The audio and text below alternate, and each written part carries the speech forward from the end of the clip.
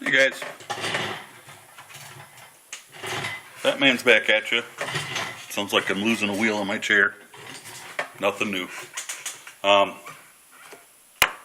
have my primer dispenser here, and we're going to get set here to take our cases that we've carefully prepared, and we're going to flare the case mouth. My dies are pretty much all set. The lock ring is pretty much in the place where it needs to be. So I'm gonna just take it out of adjustment. Now this is the seating die. There's a piece that you can kind of hear in there that when you run your RAM up, this being the RAM, when you run that up, it pushes the case up into that piece and it will open up the case mouth. So it'll bell that case mouth a little bit. So I'm just going to go through the steps to set that up real quick. First thing I'm going to want to do, this is how I do it. This is when you buy a set of dies, it'll come with instructions. So I'm going to loosen up my ring. I'm going to run my RAM all the way up. And then I'm touching my die is down to where it's touching the case mouth. So I know that that's not belling it at all, or not flaring it. So I'm going to go down a little farther. And I'm going to run my RAM up. And it'll stick a little bit when it flares it. So I'm going to take it out. These are the bullets that I'm going to use. These are a Lee Tumble Lube cast bullet. And it's not quite big enough. See, it doesn't quite, you want it to just sit in there. But it's a 230 grain bullet. So I'm going to go down a little farther. Run it up again. Check it. Not quite yet. Go down a little farther. Up it goes. And we'll check. Oh, we're so close. Go down again. Up. When you're going up, you want to make sure you're pushing your handle all the way down. Take it out. Check our bullet again. We're almost there. So, give it that little bit. And there we go. Our bullet will it just barely sits in there. But you can stick it in there and it won't fall out. You know you're good to go. If you really feel you need just a little more, give it another quarter turn and check it one more time. You don't want to over flare. If you get too much flare, it's easier to get the bullet in there, but it's harder to crimp it back, to crimp your case mouth back down around your bullet. So there we are. We're set up for that. I'm going to move my camera and talk about the primer dispenser. So hang on and be patient, please. Alright, this is the Lee primer dispenser. It came with the kit. Like I said, I bought this as a kit, and I read a lot of reviews before I bought this particular setup, because I also, while being on a budget, I don't like to waste my money. So we'll just take the cover off. I prefer Federal primers, Federal large pistol primers for these cases. 45 again comes in a small and a large primer, depending on what the brass is from. So I just like to put my hand over it and just let them go in there. I only put about half of them in at a time. And then I'll put the other half in. Mostly because I don't want to make a mess. So, throw that off to the side because we'll recycle that. And you can see the primers are just kind of a mess in there. But there's little bumps on the bottom of the primer feed, the primer tray. And if you just shake it, give it a little shake. It'll flip all the primers up the right way. See if we can get a better look.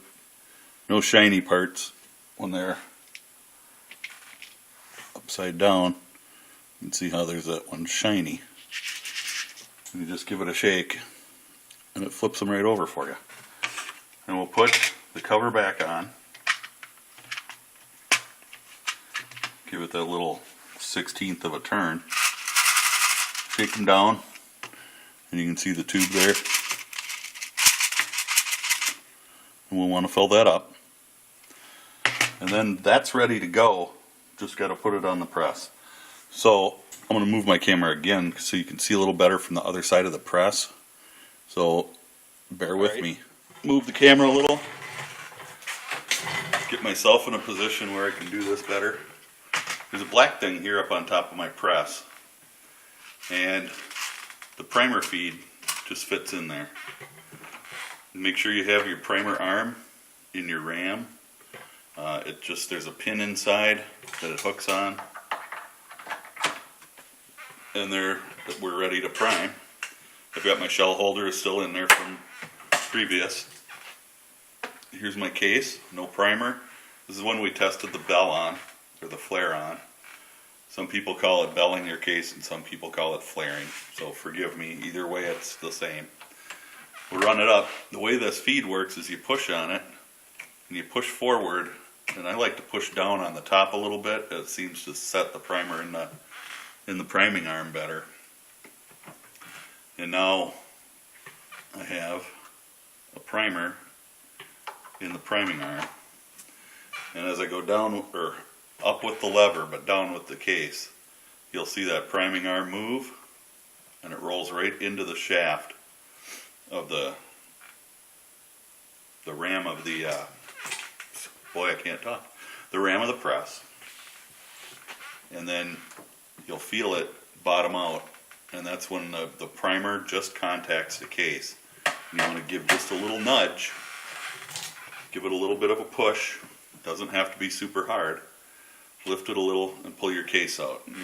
I always run my finger across every case to make sure that primer is seated. I've seen primers not get seated. So, really, that's all there is to priming. So I'll run through a couple more here. There's other ways to prime. There's hand primers, which a lot of people like to hand prime their brass. I consider this to be about the same as hand priming, and it works for me. I didn't have to buy the extra hand primer. So, not that they're real expensive. They're probably $30 or so. But, hey, it's money that I need other places. Sometimes this thing doesn't get the primer in there. And you're always watching. I have an old bore light that I like to, it's right here actually, that I will sometimes I'll just hang it on here, and I'll point it in. Sometimes I'll duct tape it on, but it's there. Suppose I should put a primer in there, huh? And that it gives me just enough light. It's not a lot of light, but it's just enough to, it's just an LED bore light. It's nothing special. But it's got a flexible neck, and I can just hang it there. I don't have to make any permanent modifications to my press. So, really, there isn't much to it to getting your primers in there. You want to check them.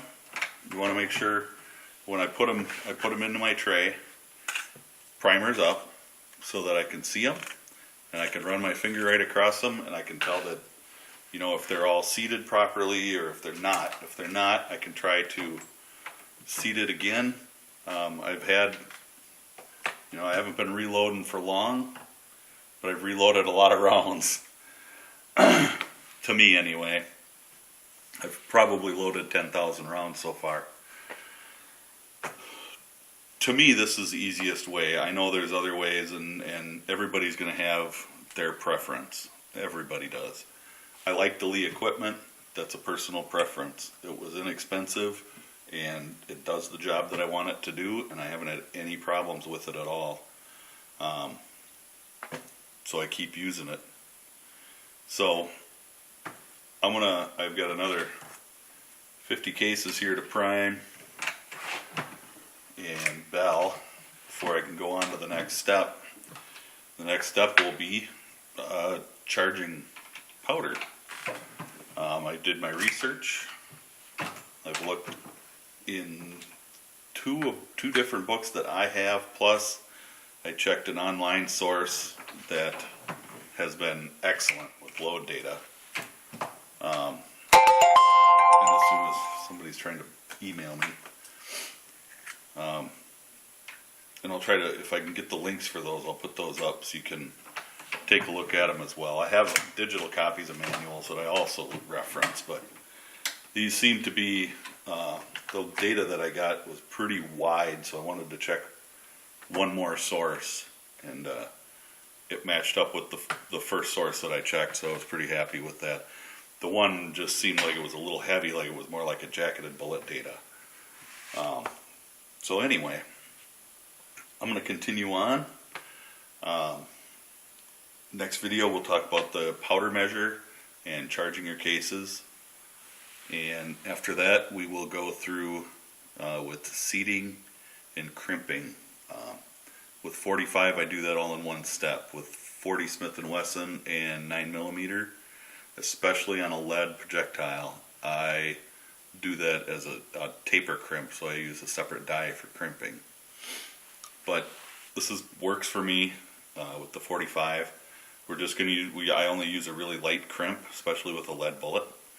So with that being said, this pamphlet comes with your set of dies. Again, I like the Lee products. Tells you all about it. Gives you some load data on here, which has been pretty consistent stuff. So I'll probably look at this again too, just to double check it. And it has instructions for initial setup of each of your dies, everything, and it comes with your dies. You can buy pistol dies. I only buy the carbide dies because I don't want to lube my cases. With rifle, you probably want to lube your cases because I think most of those are steel dies, but who knows. I don't do rifle, so I haven't really looked into it. Other than that, I'm going to continue on. I've got 150 primed already. Going to get this last 50 done. I might grab 50 more, so I might grab 100 more. I don't know. I've got about 300 rounds to do, or 300 bullets, so I might do them all at once and get them over with. So, with that being said, stay safe and God bless.